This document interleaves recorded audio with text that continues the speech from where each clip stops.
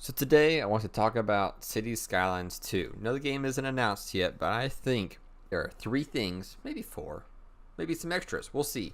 That if they make a Cities Skylines 2, these are things that they could do, like changes to Cities Skylines 1, that would make the sequel not just a sequel, but the best city building game of all time.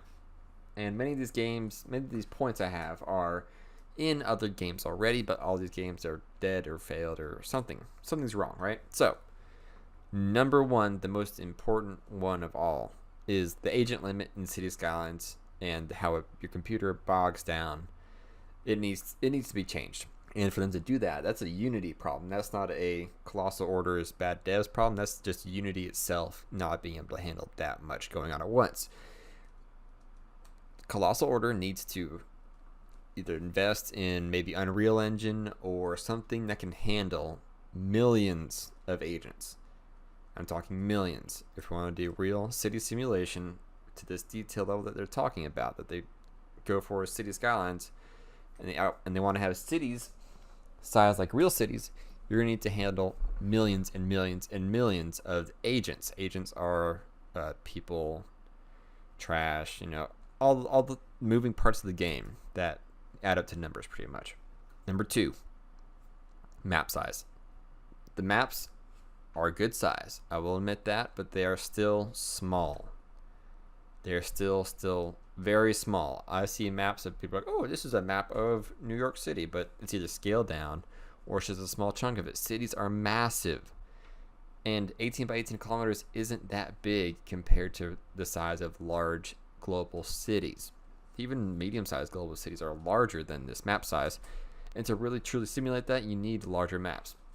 Ways they could do that would save them resources and time would be to do something like SimCity 3000, where you actually have a neighboring city that you can trade resources with, but there is not active participation with that city.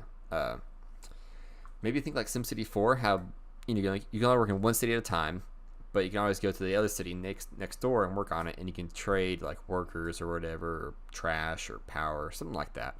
But do that with the regions and City Skylines. That would be a simple way for them to really push out how much space you have. Theoretically, infinite space, pretty much, as long as the save file doesn't get too massive.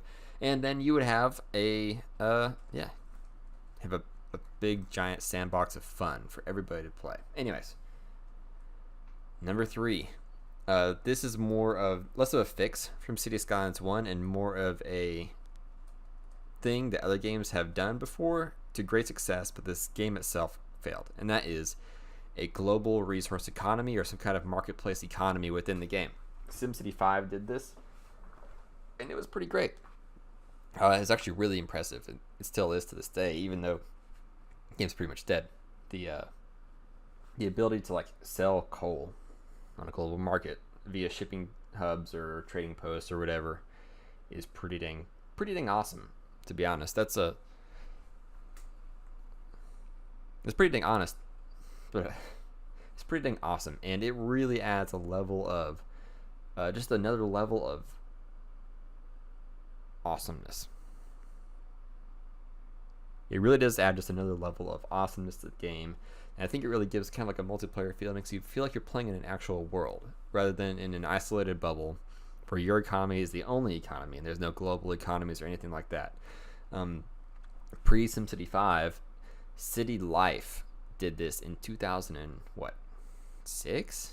City Life is an old game. That game had a global economy. Everybody was on the same planet, or rather, the Earth was a server or whatever, and there's maybe 50 people on it. And you would trade resources between your cities. And it was actually pretty freaking amazing. I really enjoyed that one. Something that goes kind of hand in hand with my previous points would be building with friends. True multiplayer. SimCity 5 kind of has it, but I'm thinking on you are in the same city building across the same street from each other. Now, how they would implement this, I don't know. But they're creative over there. Colossal Games, they know what they're doing. Colossal Order, whatever.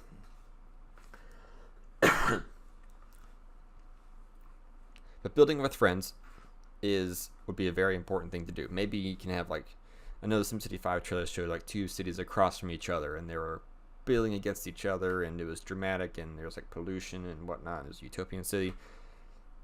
That never really panned out the way they showed. Obviously, the game failed, but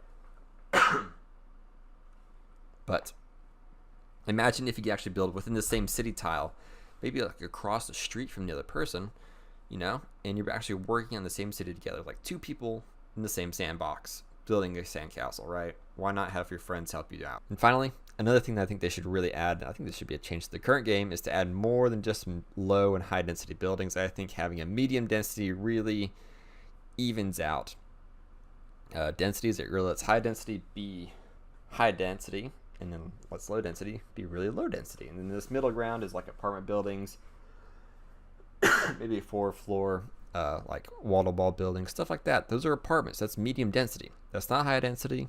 It's not low density. It's medium density. Anyways, just a few thoughts on what I think Colossal Order could really do to bring City Skylines to the next level with their next sequel. A runner-up for this would be to make their expansion packs actually work with the core game, not just be like this little side attachment stuck on the side that kind of doesn't really add too much to the game. Anyways, I'm Steven, also known as Misk. Thank you so much for watching. See y'all next time.